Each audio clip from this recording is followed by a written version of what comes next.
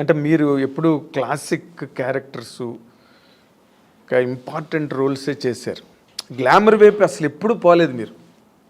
రమ్యకృష్ణ గారు చేశారు, కొంతలో కొంత సౌందర్య కూడా చేసింది. మీరు అస్సలు అటు పక్కకే పోలేదంటే నాకు స్టార్టింగ్ నుంచి ఇప్పుడు జంబలకడి పంలో మాస్ క్యారెక్టర్ అండి నేను చేశాను.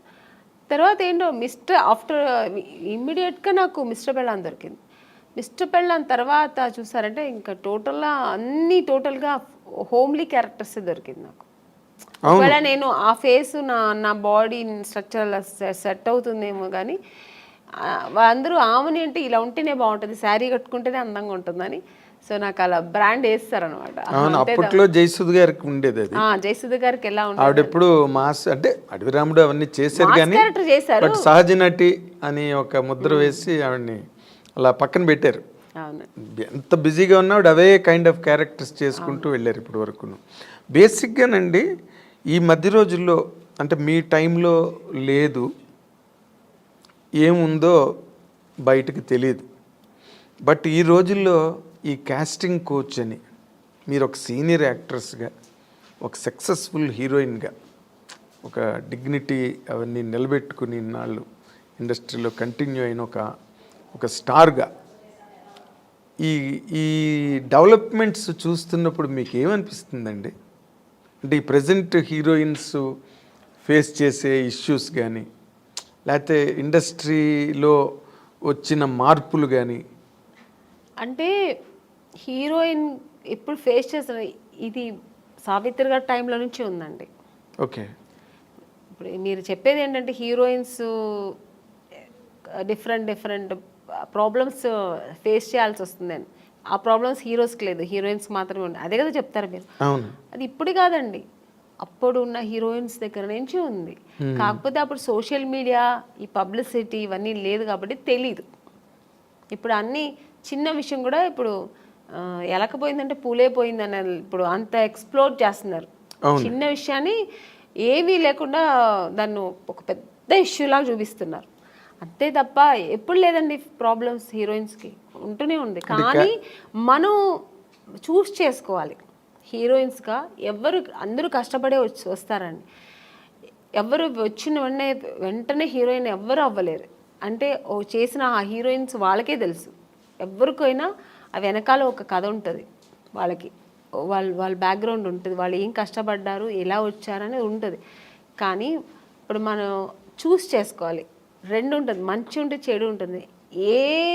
మీరు ఏ ప్రొఫెషనల్ తీసుకోండి, ఏ జాబ్లో తీసుకోండి, మీకు ఉంటుంది మంచి చెడు. దాన్ని మనం తీసుకునే రీతి, మనం తీసుకోవాల్సిన ఇది మంచి ఇలా వెళ్ళాలి అనేది మన చేతుల్లో ఉంది అంతే. చెడు ఉందని తెలిసిన తర్వాత మనం ఎందుకు వెళ్తామండి కదా. అంటే మీరు ఎప్పుడు అట్లాంటి ఎవరు మీ జనరేషన్? చెప్పాను కదా, ఫేస్ చేశాను నేను కూడా. తెలుగు మనం తమిళ్లో చాలా ఫేస్ చేశాను నేను కూడా. అవునండి, ఇప్పుడు పెద్ద డైరెక్టర్స్ పెద్ద కంపెనీల్లో లేదు అలాంటి నాకు తెలిసి. కొన్ని కొత్త కంపెనీస్ వస్తాయి, కొత్త వాళ్ళు వస్తారు, సడన్గా ఆఫీస్ వేసుకుని హీరో. మనకేం తెలుసు వాళ్ళు కొత్త ఏదో హీరోయిన్స్ ఛాన్స్ అంట, మనం వెళ్తాము. పిలుస్తారు, మేనేజర్ పిలుస్తారు, వెళ్తాం. ఓకే అండి, 2 పీసెస్ వేయాలండి, మీకు ఇక్కడ స్ట్రెచ్ మార్క్ లా ఉంటుంది కదా, అలా ఏమైనా ఉందంటే, నాకెళ్ళి ఎందుకు ఉంటుందండి స్ట్రెచ్ మార్క్, నాకు లేదండి అండి. లేదు, ఒకసారి చూపిస్తే బాగుంటుంది. ఎలా చూపిస్తారండి? పక్కన ఇప్పుడు ఒక మదరు, మా బ్రదరు ఉంటారు, వాళ్ళ ముందు ఇది చూపించండి, ఎలా ఇలాంటివి జరుగుతాయండి. అది ఎలా చూపిస్తారు? అది వాళ్ళు అర్థం కావాలని చేస్తారా, లేదు పర్టికులర్గా దీనికోసమే ఆఫీస్ వేసుకొని కూర్చుంటారా, మనకు తెలియదు. అప్పుడు అర్థమైపోతుంది వీళ్ళు సినిమా తీస్తారా లేదు దీనికోసం వచ్చారా. మనకు ఎక్స్పీరియన్స్ కదా. ఇప్పుడు ఒక 4-5 కంపెనీ వెళ్తే ఇప్పుడు అక్కడ ఎలా జరిగింది. ఇప్పుడు ఒక పెద్ద కంపెనీకి వెళ్తే వాళ్ళు ఏం అడుగుతారు, కొంచెం డ్యాన్స్ చేసి చూపించమ్మా, ఒక యాక్టింగ్ చూపించు, ఎమోషనల్గా చేయి, ఇప్పుడు ఒక హీరోయిన్తో మాట్లాడాలి, ఈ డైలాగ్ ఇస్తారు, ఇది ఎలా మాట్లాడతాం, ఇలా అడుగుతారు. అది మనకు సినిమాకు సంబంధించింది మాత్రమే వాళ్ళు అడుగుతారు. స్ట్రెచ్ మార్క్ చూడాలి, మీకు ఇక్కడ ఏమైనా బ్లాక్ ఉంటుందా, మొన్న ఒక హీరోయిన్ అలాగ వచ్చారు, మేము చూడకుండా వేసుకున్నాము, చూసిన తర్వాత స్పాట్లో చూసాము, మీరు కొంచెం బట్టలు ఇప్పి చూపించండి. ఇలాంటివి కొన్ని కొత్త వాళ్ళు ఉంటారండి. ఇలాంటి వేషాలు వాళ్ళు దీనికోసం వస్తారా లేదా సినిమా తీయడం తెలిసిపోతుంది మనకు. అప్పుడు అర్థమవుతుంది. అప్పుడు లేదు సార్, ఐఎమ్ సారీ, నేను అలా అంతా చేయలేను, నాకు స్విమ్మింగ్ నాకు అసలే తెలియదు, నేను అలాంటి క్యారెక్టర్ కూడా నాకు వద్దని చెప్పి లేచి రావడం అంతే మన పద్ధతి. ఓకే చూపిస్తాను అనేది అది వాళ్ళ ఇష్టం అండి. అది ఎవరిని మేము తప్పు అనట్లేదు. వాళ్ళకి ఇష్టపడి ఓకే నేను దేనికైనా ఓకే నేను చూపిస్తాను అనేది వాళ్ళ మనసు దాన్ని బట్టి ఉంటుంది. నేనైతే మైండ్ సెట్ బట్టి నేనేమంటాను, లేదు సార్ నాకు అది తెలియదని నేనైతే అలా చేయించాను. మీకు అంత ఇది ఉంటే నన్ను హీరోయిన్గా వేసుకోండి, నేను మీకు 2 పీస్ ఐఎమ్ రెడీ, నేను స్విమ్ సూట్ వేసుకుంటా, కానీ ఇక్కడ బట్టలు ఇప్పి చూపించడం అయితే నేను కుదరదని లేచి వచ్చిన ఎన్నో సన్నివేశాలు నాకు జరిగింది. అలాంటి సిచ్యుయేషన్స్ వచ్చాయి అని చెక్ ఇచ్చి అడ్వాన్స్ ఇచ్చిన కంపెనీలు ఎన్నో ఉన్నాయండి. నాకు అడ్వాన్స్ తీసుకున్నా, ఇంటికి వచ్చిన తర్వాత next day phone, madam manager, అప్పుడు మీకు సెల్ ఫోన్ లేదు కదా, ఏదైనా డైరెక్ట్ లేదంటే ల్యాండ్లైన్ మేనేజర్ వచ్చి మాట్లాడు, మేడం ఇలాగా డైరెక్టర్ గారు అక్కడ ఫుల్ ఇది పెట్టుకున్నారు, స్టోరీ డిస్కషన్ పెట్టుకున్నారు, ఇట్లా ఒక బీచ్ దగ్గర ఇట్లా రమ్మంటున్నారు మిమ్మల్ని, ఫైనాన్షియర్ వస్తున్నారు చూడాలంట. ఫైనాన్సర్ నన్ను ఎందుకు చూడాలి, నాకు అర్థం కాదు. ఫైనాన్స్ ఇప్పుడు చూడాల్సిందే డైరెక్టర్ ప్రొడ్యూసర్ అయిపోయింది. ఇంకా ఎక్కువ అనుకుంటే హీరో చూడాలా, ఓకే హీరో గారు చూడాలి ఎలా ఉంటుంది, నా పక్కనే ఎలా చేస్తుంది హీరోయిన్ ఒక అమ్మాయి ఎలా ఉంటుందో చూడటం, ఇది పద్ధతి.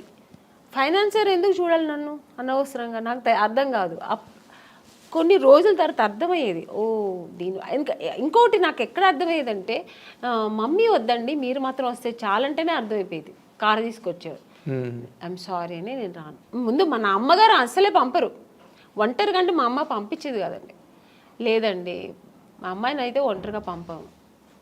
మా అమ్మ ఒక్కటే అన్నదండి, సినిమా హీరోయిన్ అవ్వాలా అనుకున్నావు, నాన్నగారి దగ్గర పర్మిషన్ తీసుకుని వచ్చాము, లేదు అప్పుడు ట్రై చేస్తున్నాం, అప్పుడు ట్రై చేసే టైంలో ఓకే దొరికితే చేద్దాం, లేదంటే ఉండే ఉంది మనకు బెంగళూరులో మాకు ఇల్లు ఉంది, హ్యాపీగా అక్కడ వెళ్ళి జాబ్ చేస్తా, లేదు చదువు పెళ్లి చేస్తానే చేస్తా, ఇన్ని ఆప్షన్ ఉన్నప్పుడు మనకు అనవసరం. నువ్వు హీరోయిన్ అవ్వాలా, మనం దానికోసం కష్టపడతాం, ఇంకా అడ్డతోవలతో అని మనకు అనవసరం. అలా నేను అలాగే ట్రావెల్ అయ్యానండి.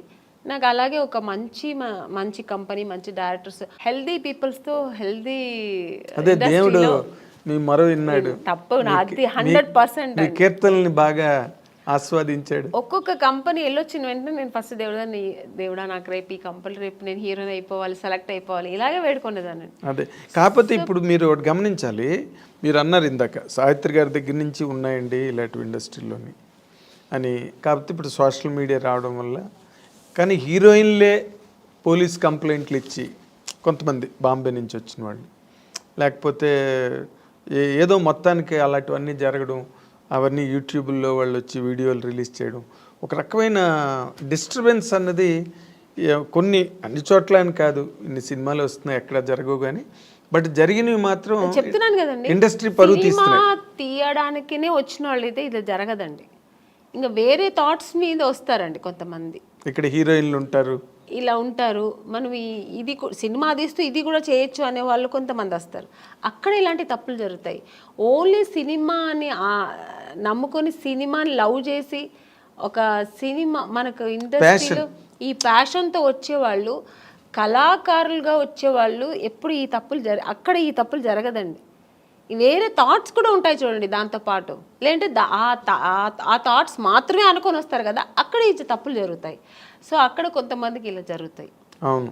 తర్వాత మీటూ అనేది కూడా అలాగే ఆడవాళ్ళు కూడా అండి, ఏ హీరోయిన్ కూడా మనం ఇలా అయిపోవాలి, చెడుగానే ఉండాలి, చెడు దారి తొక్కాలని ఎవ్వరు రారండి. అందరూ ఒక డ్రీమ్తో వస్తారు. ఏ అమ్మాయి అయినా సరే నేను ఒక హీరోయిన్ అవ్వాలి, ఎవరికి ఆశ అందరికీ సొంతం కదండి. నేను కూడా శ్రీదేవి గారి లాగా కావాలి, నేను కూడా ఒక నగ్మ గారి లాగా కావాలి, నేను కూడా ఒక విజయశాంతి గారు లాగా నేను కూడా ఈ సినిమా ఇండస్ట్రీలో అవ్వాలని అనుకోవడం తప్పలేదు. అందరూ ఆశతోనే వస్తారు కదా. సక్సెస్ అయ్యేది కొంతమంది, సక్సెస్ అవ్వకుండా వెనక్కి తిరిగిపోవడం కొంతమంది. ఆ టైంలో కొంతమంది ఇలా జరిగితే దానికి పాప వాళ్ళు ఏం చేస్తారండి, నమ్మకం, ఒకవేళ మనం హీరోయిన్ అయిపోతామేమో అని ఒక నమ్మకంతో కొన్ని తప్పులు జరిగిపోవచ్చేమో నాకు తెలియదు మరి. అలాంటప్పుడు కొంచెం ఇలా వాళ్ళు లైఫ్లో ఇలా మిస్ అవుతుంటాయి కొన్ని. అవును, మీటూ అనేది కూడా చాలా పెద్ద మూమెంట్. తమిళ్లో రేవతి గారు వాళ్ళందరూ కూడా అవును. దాన్ని జయసూద్ గారు ఇక్కడ ఆ మీటూ అనేది కూడా చాలా పెద్ద రేంజ్లోనే పెద్ద జరిగింది. రేంజ్లో జరిగింది. దానిలో మీరు పార్టిసిపేట్ చేశారు? లేదండి, నేను అదే నేను చెప్పాను, నాకు మా ఇంట్లో నా సమస్యలు ఏదో ఎక్కువ ఉంటాయి, ప్రాబ్లమ్స్. ఇప్పుడు చాలా అదే మీ ఇల్లే ఒక ఇండస్ట్రీ. నా ఇల్లు ఒక ఇండస్ట్రీ, అదొక మినీ ఇండస్ట్రీలా ఉంటుంది. వాళ్ళ ప్రాబ్లమ్స్, పైగా ఇప్పుడు నాకు 2 పిల్లలు, వాళ్ళు చిన్న పిల్లలు, వాళ్ళని చూసుకోవడం, ఫుల్ బిజీ ఉంటానండి. అసలు నేను ఇంటికి వెళ్తే నా ఫోన్ కొంచెం ఫ్రీగా ఉంది,